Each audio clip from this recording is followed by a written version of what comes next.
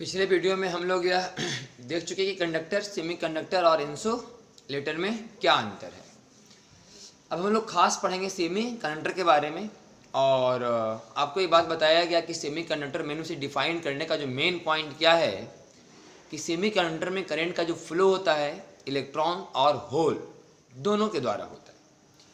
तो इलेक्ट्रॉन के द्वारा कैसे होता है, होल के द्वारा कैसे होता है, इस बात को हम लोग आगे भी डिटेल से जानेंगे सेमीकंडक्टर के बारे में। तो हम लोग स्टार्ट करते हैं सेमीकंडक्टर।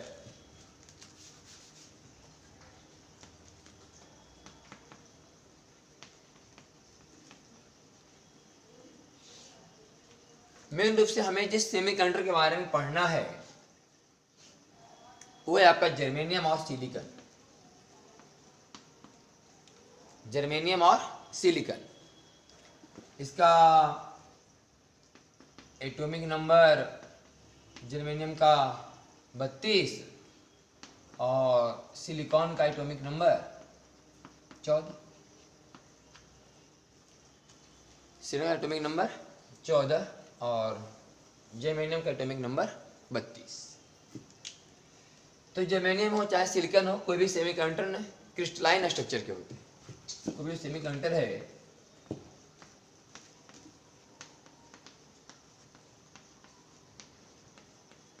क्रिस्टलाइन स्ट्रक्चर का होता है। आप लोग पढ़ेंगे सॉलिड स्टेट में क्रिस्टलाइन और एमॉर्फस के बारे में। तो कोई भी सेमीकंडक्टर जो होता है क्रिस्टलाइन स्ट्रक्चर का होता है। और मेन रूप से हम लोग जिन दो सेमीकंडक्टर के बारे में पढ़ने जा रहे हैं वो है जर्मेनियम और सिलिकॉन। तो जर्मेनियम का चूंकि एटॉमिक नंबर कितना है 32, तो इसका मतलब जर्मेनियम के और सिलिकॉन के आउटरमोस्ट ऑर्बिट में कितने इलेक्ट्रॉन हैं। तो इलेक्ट्रॉनिक विन्यास करेंगे इसका 2, 8, 18 और 4।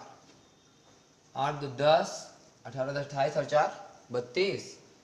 14 का हो जाएगा 2, 8, 4।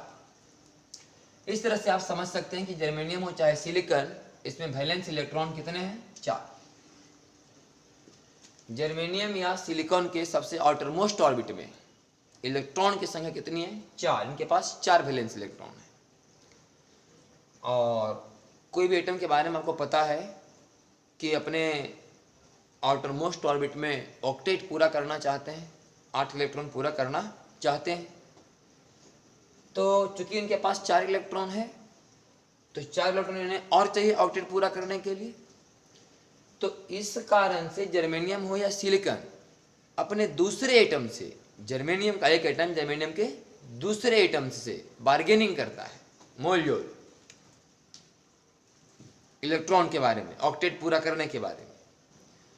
और एक जर्मेनियम का एटम अपने आसपास जर्मेनियम के एटम से, हर एक जर्मेनियम के अपने बगल के 4 जर्मेनियम के एटम से एक इलेक्ट्रॉन का साझा करता है। जैसे आप लोग कार्बन के बारे में पढ़ते हैं डिटेल से कि हर एक कार्बन के बारे में हम लोग यही जानते हैं ना कि कार्बन है, इसके 4 इलेक्ट्रॉन, वैलेंस इलेक्ट्रॉन 4 है। और ये अपना ऑक्टेट पूरा करने के लिए 4 नए कार्बन एटम के एक इलेक्ट्रॉन से साझा करता है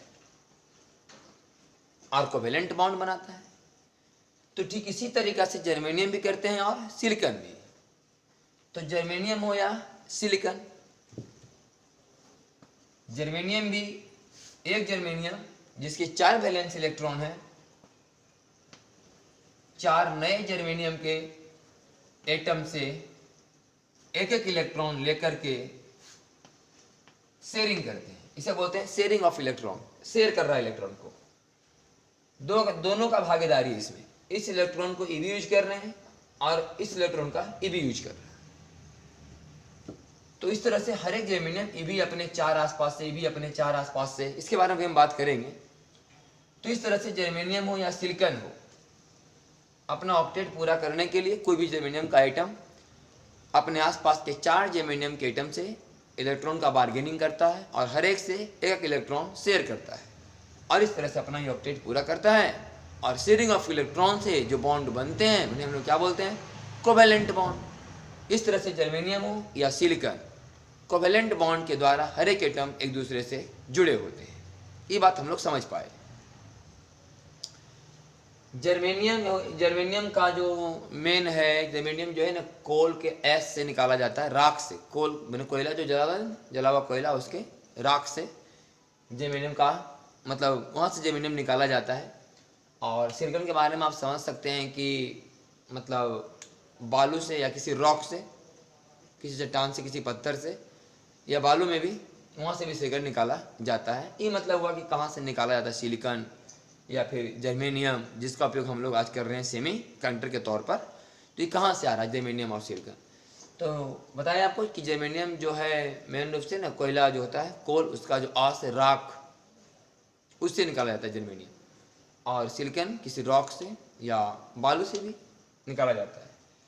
तो इस तरह से बात भी समझ में आया कि सिलिकॉन हो चाहे जर्मेनियम हो, अपना ऑक्टेट पूरा करने के लिए 4 नए जर्मेनियम एटम से या सिलिकॉन अपने 4 नए सिलिकॉन के एटम से एक इलेक्ट्रॉन का साझा करते हैं। इसे बोलते हैं शेयरिंग ऑफ इलेक्ट्रॉन। और इससे जो बॉन्ड तैयार होता है उसे बोलते हैं कोवेलेंट बॉन्ड। तो इस तरह से जर्मेनियम हो या सिलिकॉन,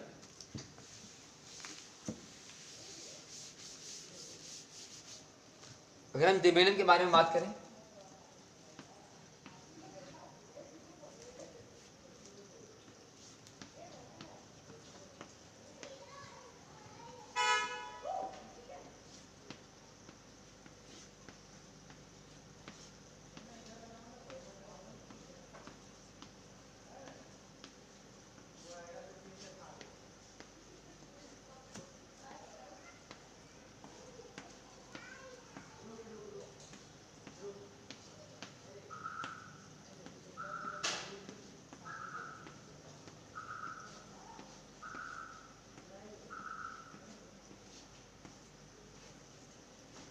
इस तरह से जर्मेनियम का क्रिस्टल होता होगा, क्रिस्टलाइन स्ट्रक्चर है। तो हर एक जर्मेनियम का अपना ही 4 इलेक्ट्रॉन है, हर एक जर्मेनियम का अपना ही 4 इलेक्ट्रॉन।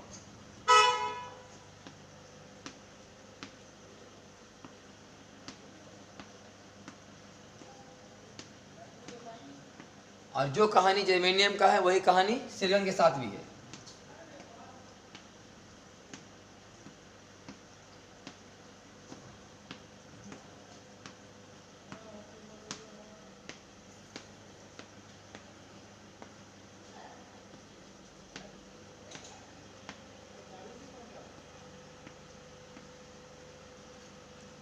तो इसे आप समझ सकते हैं जर्मेनियम का एक क्रिस्टल है, स्ट्रक्चर है आपका जर्मेनियम का। हर एक जर्मेनियम अपने 4 वैलेंस इलेक्ट्रॉन खुद का और 4 इलेक्ट्रॉन शेयर करते हैं अपने आसपास के जर्मेनियम के एटम से और कोवेलेंट बॉन्ड बनाते हैं। इस तरह से जर्मेनियम का स्ट्रक्चर है। तो ये जो जर्मेनियम है, अगर ये एब्सोल्यूट 0 टेम्परेचर पर होगा, या सिलिकॉन, हम जर्मेनियम लिखें तो सिर्फ जर्मेनियम ही मत समझिएगा, सिलिकॉन। तो जर्मेनियम हो या सिलिकॉन, जब ये एब्सोल्यूट 0 टेम्परेचर पर होगा, एब्सोल्यूट 0 टेम्परेचर पर, -270 डिग्री सेंटीग्रेड यानी 0 केल्विन पर, तो एक भी जर्मेनियम के वैलेंस इलेक्ट्रॉन बॉन्ड से ब्रेक होकर फ्री नहीं होंगे। एक भी जर्मेनियम के वैलेंस इलेक्ट्रॉन, हर एक जर्मेनियम के पास 4 वैलेंस इलेक्ट्रॉन है, लेकिन चारों के चारों ही बॉन्ड बनाने में बिजी हैं, इंगेज हैं, अभी फ्री टू मूव नहीं है। और एब्सोल्यूट 0 टेम्परेचर पर, माने -270 डिग्री सेंटीग्रेड पर, माने 0 केल्विन पर फ्री होंगे भी नहीं। और ये परफेक्ट इंसुलेटर की तरह काम करेंगे, परफेक्ट इंसुलेटर की तरह काम करेंगे। लेकिन रूम टेम्परेचर पर आते आते, अभी हम क्या बोल रहे थे, absolute 0 temperature -270 degree centigrade 0 kelvin पर, जर्मेनियम हो या सिलिकॉन परफेक्ट इंसुलेटर की तरह काम करेंगे। एक भी इलेक्ट्रॉन फ्री नहीं है, मैंने एक भी इलेक्ट्रॉन वैलेंस बैंड से कंडक्शन बैंड में नहीं गया है, मैंने एक भी इलेक्ट्रॉन इस काबिल अभी नहीं हुए हैं जो हमें करंट फ्लो कराने में मदद कर सके। लेकिन रूम टेम्परेचर पर जैसे ही जाएगा तो इक्का दुक्का जो इलेक्ट्रॉन है टूट चुके होते हैं। जैसे कि मान लिया जर्मेनियम से एक इलेक्ट्रॉन यहाँ से निकल गया और इस एटम से, इस क्रिस्टल के अंदर में फ्री टू मूव हो गया, या फिर एक इलेक्ट्रॉन यहाँ से मान ली कि टूट गया। इक्का दुक्का इलेक्ट्रॉन, बहुत ज्यादा मात्रा में इलेक्ट्रॉन नहीं टूटते। तो जहां से इलेक्ट्रॉन टूटा वहां पर हम लोग समझते हैं कि एक वैकेंसी हो गया, एक खाली जगह हो गया। ये जो खाली जगह है इसे ही हम लोग नाम दिए होल, इसे होल बोलते हैं। ये जो खाली जगह जहां से इलेक्ट्रॉन टूटा, इलेक्ट्रॉन मिसिंग हुआ है, उस जगह को हम लोग क्या नाम दिए हैं? होल। तो इस तरह से आपको समझ में आया पहले 2 पॉइंट कि जो जर्मेनियम है रूम टेम्परेचर पर जैसे ही गया, इसके अंदर में कुछ इलेक्ट्रॉन्स हैं, फ्री इलेक्ट्रॉन्स, और कुछ क्या क्रिएट हुए हैं? होल क्रिएट हुए। अगर इसको बैंड के आधार पर बोलें तो जब तक ये इलेक्ट्रॉन यहाँ था, समझिए वह वैलेंस बैंड में था, जैसे इलेक्ट्रॉन टूट के फ्री हो गया, आप समझ सकते हैं कि कंडक्शन बैंड में चला गया। अगर हम वैलेंस बैंड और कंडक्शन बैंड के डायग्राम से बात को समझाना चाहें तो समझिए कि कंडक्शन बैंड है और ई वैलेंस बैंड और ये कंडक्शन बैंड है। वैलेंस बैंड में बहुत सारे इलेक्ट्रॉन हैं। वैलेंस बैंड में इलेक्ट्रॉन क्या पूरा फुल है, और जैसी वैलेंस बैंड से एक इलेक्ट्रॉन यहाँ जाएगा, यहाँ पर एक वैकेंसी क्रिएट होता है। ये दिखाने का तरीका मेन यहाँ है। तो ये जो हो गया ना खाली जगह, इसको हम लोग बोलते हैं होल। अब क्या हो रहा है? रूम टेम्परेचर पर हो रहा है। जब एब्सोल्यूट 0 टेम्परेचर होता तो ऐसा नहीं होता, तो परफेक्ट इंसुलेटर था। अब आप समझिए कि इक्का दुक्का इलेक्ट्रॉन तो हो गया, जैसे लग रहा है कि अभी करंट फ्लो कराने के लिए तैयार है, ये इलेक्ट्रॉन करंट फ्लो कराने के लिए तैयार है, लेकिन बहुत अच्छा मात्रा में करंट फ्लो करा भी नहीं सकते, इसलिए इसको हम लोग कंडक्टर भी नहीं बोल सकते। और ऐसा भी नहीं कि करंट फ्लो नहीं करा रहे हैं, ये भी नहीं बात है। न तो अच्छा ढंग से करंट का फ्लो करवा पा रहे हैं और न तो करंट को एकदम रोक पा रहे हैं, न तो ये सही से कंडक्टर हैं, न ही परफेक्ट इंसुलेटर हैं। तो अब हम इसे बोल रहे हैं, इसीलिए इसको बोलते हैं हम लोग सेमी कंडक्टर, अर्धचालक है। न तो ये परफेक्ट कंडक्टर है। हाँ, अगर हम एब्सोल्यूट 0 के बारे में बात करें, आपका 273 डिग्री सेंटीग्रेड 0 केल्विन, तो है इंसुलेटर ही। लेकिन रूम टेम्परेचर पर अगर हम बात करें सेमीकंडक्टर के साथ कि रूम टेम्परेचर पर क्या बिहेवियर है इसका, तो न ही परफेक्ट कंडक्टर है, न ही परफेक्ट इंसुलेटर है, तो इसका नाम पड़ा सेमी कंडक्टर। तो ये जो सेमी कंडक्टर है, इसमें करंट का प्रवाह कैसे कैसे होता है जरा ये भी देखिए। कि जब इस जर्मेनियम के क्रिस्टल को किसी इलेक्ट्रिक फील्ड दिया जाएगा, किसी बैटरी से जोड़ा जाएगा, तो क्या होता है? तो मान लिया जाए इस जर्मेनियम के क्रिस्टल को हम लोग बैटरी से जोड़ रहे हैं।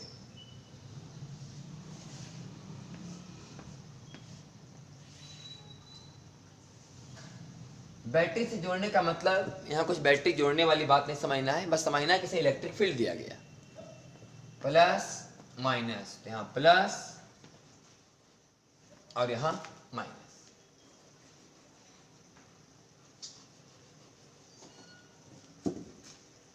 यहाँ प्लस और वहाँ माइनस। तो देखिए इसके अंदर में करंट कैसे फ्लो होता है जर्मेनियम के अंदर में। इलेक्ट्रॉन कहाँ चलते हैं? माइनस से प्लस की ओर इलेक्ट्रॉन चलते हैं। आपके करंट में बात पढ़ेंगे, इलेक्ट्रॉन चलते हैं माइनस से प्लस की ओर। तो ये जो इलेक्ट्रॉन है, ये जो इलेक्ट्रॉन है फ्री इलेक्ट्रॉन,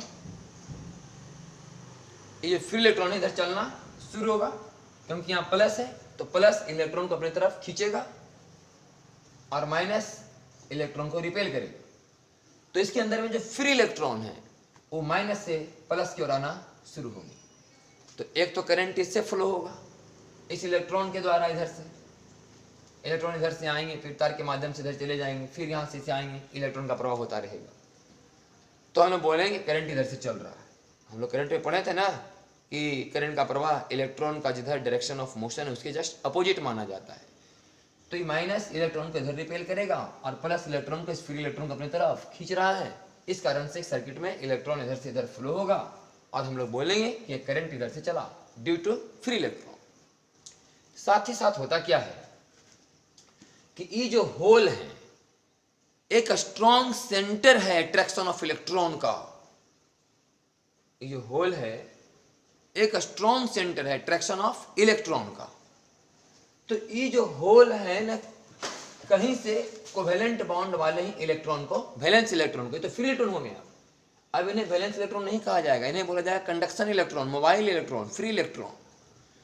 तो ये जो होल है एक strong centre attraction of electron का। वास्तव में होल में कोई चार्ज है ही नहीं, लेकिन अगर कोई पूछे कि होल किस चार्ज की तरह बिहेव करते हैं, बोलेंगे पॉजिटिव चार्ज की तरह बिहेव करते हैं। बिहेव करते हैं, पॉजिटिव चार्ज है नहीं, होल पर कोई चार्ज नहीं है, लेकिन होल का बिहेवियर पॉजिटिव की तरह है। और ये एक स्ट्रॉन्ग सेंटर है इलेक्ट्रॉन के अट्रैक्शन का, इलेक्ट्रॉन के आकर्षण का एक मजबूत केंद्र है ये होल। तो क्या होता है कि यहां से मान लिया जाए कि इलेक्ट्रॉन, ये होल इस इलेक्ट्रॉन को अपने अंदर खींच लिया, तो अब ये जो इलेक्ट्रॉन है यहां आ गया, और इस कारण से ये होल यहां से यहां चला गया। पहले होल यहां था, फिर चला गया यहां। उसी तरीका से ये भी होल है, ये भी किसी इलेक्ट्रॉन को मान लिया अपने अंदर खींच लिया होगा, तो यहां से होल चला गया यहां। इस तरह से होल इस तरह बढ़ना शुरू होते हैं, इलेक्ट्रॉन के अपोजिट डायरेक्शन में।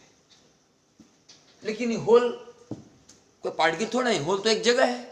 वास्तव में बढ़ तो रहे इलेक्ट्रॉन ही, वास्तव में बढ़े तो चले तो इलेक्ट्रॉन ही ना, वास्तव में चले इलेक्ट्रॉन ही। लेकिन हम इस होल के चलते, मैंने वास्तव में कोवेलेंट बॉन्ड वाले इलेक्ट्रॉन ही यहां से यहां आए।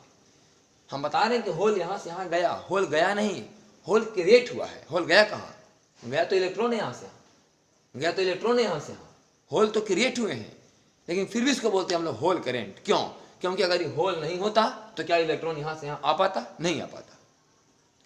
अगर ये होल नहीं होता तो इलेक्ट्रॉन आ ही नहीं पाता यहां, तो होल वहां पर कैसे क्रिएट होता? तो कैसे हमको लगता कि होल चला?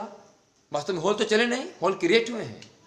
वास्तव में चला है कोवेलेंट बॉन्ड वाले इलेक्ट्रॉन ही, लेकिन इसको होल करंट का नाम देते हैं। इसके चलते जो करंट फुटता है उसको हम होल करंट का नाम देते हैं। इसके चलते IE बोलते हैं इसको, IE, और इसको बोलते हैं IH। वास्तव में सेमीकंडक्टर में दो तरह करंट फ्लो हो रहा है, एक IE और एक IH। Current due to free electron, current due to hole. लेकिन वास्तव में करंट होल के चलते नहीं है, कोवेलेंट बॉन्ड वाले इलेक्ट्रॉन के चलते हैं। लेकिन चूंकि जब तक होल नहीं होता तो कोवेलेंट वाले इलेक्ट्रॉन इधर नहीं आते, इसलिए हम लोग बोलते हैं करंट ड्यू टू होल है। और ये बात आपको समझ में आ रहा होगा कि इसमें दो इलेक्ट्रॉन है तो दो ही होल है, दो इलेक्ट्रॉन है दो ही होल है। अगर 3 इलेक्ट्रॉन फ्री होते तो 3 होल होते। तो करंट कैसे फ्लो होता है भी समझिए। जैसे ये दोनों फ्री इलेक्ट्रॉन तो इधर चलेगा, इधर सर्किट में चलेगा। ये दोनों होल तो क्रिएट हुए हैं ना, यहाँ के बाद कहाँ बढ़ेंगे? तार में थोड़े चलेंगे होल। तो वास्तव में होता ही है कि ये जो इलेक्ट्रॉन यहाँ से चला, अब ये जो इलेक्ट्रॉन है जैसे यहाँ से होल आगे बढ़ेगा तो इलेक्ट्रॉन होल में कंबाइन होंगे। ये जो इलेक्ट्रॉन है होल में कंबाइन होंगे। तो जैसे वहाँ होल फुलफिल होगा, भरेगा, ठीक उसी समय कुछ इलेक्ट्रॉन यहाँ से आगे निकलेंगे, कोवेलेंट बॉन्ड वाले इलेक्ट्रॉन फ्री इलेक्ट्रॉन की तरह बिहेव करेंगे और इधर से चले जाएंगे और फिर से नया होल यहाँ क्रिएट होगा। तो इस तरह से फ्री इलेक्ट्रॉन यहाँ से इधर चले जाएंगे और यहाँ पर क्रिएट होगा क्या? होल। फिर यही होल जो यहाँ क्रिएट होंगे फिर धीरे धीरे यहाँ तक बढ़ते जाएंगे। मतलब होल सेमीकंडक्टर के अंदर ही मैंने क्रिएट होंगे, यहाँ से यहाँ तक ही क्रिएट होते हुए नजर आएंगे। और इस पूरे तार में इलेक्ट्रॉन का ही फ्लो होगा। तो हम लोग बोलते हैं इसको इलेक्ट्रॉनिक्स इसी मायने में, क्योंकि सेमीकंडक्टर के अंदर वाले पार्ट में ही होल फ्लो हो रहे हैं, लेकिन बाहर का पूरा सर्किट इलेक्ट्रॉन ही कंडक्ट करता है, इसलिए इसको हम बोलते हैं इलेक्ट्रॉनिक्स पार्ट। तो हुआ है कि इसमें इलेक्ट्रॉन और होल क्या है, मतलब बराबर नंबर में। तो इस तरह के ही सेमीकंडक्टर को हम लोग बोलते हैं इंट्रिंसिक सेमीकंडक्टर। इंट्रिंसिक सेमीकंडक्टर का मतलब प्योर सेमीकंडक्टर, इसको बोलते हैं निज अर्धचालक। तो इस तरह का सेमीकंडक्टर को हम लोग बोलेंगे इंट्रिंसिक सेमीकंडक्टर। और इसमें इलेक्ट्रॉन और होल हमेशा पेयर में होंगे और ज़्यादा संख्या भी नहीं होगा इनका, क्योंकि रूम टेम्परेचर पर बहुत ज़्यादा इलेक्ट्रॉन टूट नहीं पाते हैं। इसके ज़्यादा ऐसा कंडक्टिविटी भी कम होता है, इसका उपयोग हम लोग व्यवहारिक रूप से कर भी नहीं सकते। तो इंट्रिंसिक सेमीकंडक्टर वह सेमीकंडक्टर हुआ जो प्योर सेमीकंडक्टर है, इसमें किसी तरह का मिलावट नहीं। जर्मेनियम तो प्योर जर्मेनियम, अगर हम यहाँ पर एग्जाम्पल लेते हैं सिलिकॉन का तो प्योर सिलिकॉन। दूसरा बात कि जब ये इलेक्ट्रॉन यहाँ से टूटा और फ्री इलेक्ट्रॉन हुआ और यहाँ एक होल बनाया, तो इस इलेक्ट्रॉन को टूट करके फ्री इलेक्ट्रॉन बनने में, मतलब एक होल क्रिएट करने में एनर्जी लगा होगा, जो हम लोग शुरुआती दौर में पढ़े थे फॉरबिडन एनर्जी गैप, कि वैलेंस इलेक्ट्रॉन को कंडक्शन इलेक्ट्रॉन बनने में, वैलेंस बैंड वाले इलेक्ट्रॉन को कंडक्शन बैंड में जाने में कुछ एनर्जी चाहिए, जिसे बोले थे फॉरबिडन एनर्जी गैप। अगर हम यहाँ पर जर्मेनियम के बारे में बात कर रहे हैं तो ये जर्मेनियम के लिए आपका 0.7 इलेक्ट्रॉन वोल्ट के आसपास होगा, और अगर यह केस सिलिकॉन में होता तो 1.1 इलेक्ट्रॉन वोल्ट के आसपास ही होता। कि इलेक्ट्रॉन जो वैलेंस बैंड में है अभी मतलब कोवेलेंट बॉन्ड बनाने में बिजी है, इंगेज हैं, वे फ्री इलेक्ट्रॉन बनने में कितना एनर्जी लेंगे, तो सिलिकॉन के केस में 1.1 इलेक्ट्रॉन वोल्ट लेंगे और जर्मेनियम के केस में 0.7 इलेक्ट्रॉन वोल्ट लेंगे। तो इस तरह के सेमीकंडक्टर को हम लोग बोलते हैं प्योर सेमीकंडक्टर या इंट्रिंसिक सेमीकंडक्टर। कहने का मतलब इंट्रिंसिक सेमीकंडक्टर वह सेमीकंडक्टर है जिसमें किसी तरह का मिलावट नहीं है, इसमें जर्मेनियम के सिर्फ सिंगल मतलब एटम्स होंगे और कोई एटम्स नहीं मौजूद होगा, इसमें नंबर ऑफ इलेक्ट्रॉन और होल हमेशा पेयर में होंगे, इसमें कनेक्टिविटी का मान भी बहुत कम होगा, इतना कम कि हम लोग इसका उपयोग व्यवहारिक रूप से किसी सर्किट में नहीं कर सकते। तो इस जो इंट्रिंसिक सेमीकंडक्टर का उपयोग चूंकि हम व्यवहारिक रूप से नहीं कर पा रहे हैं क्योंकि इसका कनेक्टिविटी का वैल्यू बहुत कम है, और कनेक्टिविटी का वैल्यू इसलिए कम है क्योंकि इसमें नंबर ऑफ इलेक्ट्रॉन और होल की संख्या काफी कम है, लेकिन जब भी रहेंगे तो पेयर में रहेंगे। तो इसको उपयोग में लाने के लिए हम लोग इसकी कनेक्टिविटी को बढ़ाने वाले हैं। अब कनेक्टिविटी बढ़ाने के लिए दो उपाय हैं, या तो इलेक्ट्रॉन बढ़ा दिया जाए या तो होल, क्योंकि इसमें करंट तो दो तरीका से चल रहे हैं, ड्यू टू इलेक्ट्रॉन और ड्यू टू होल।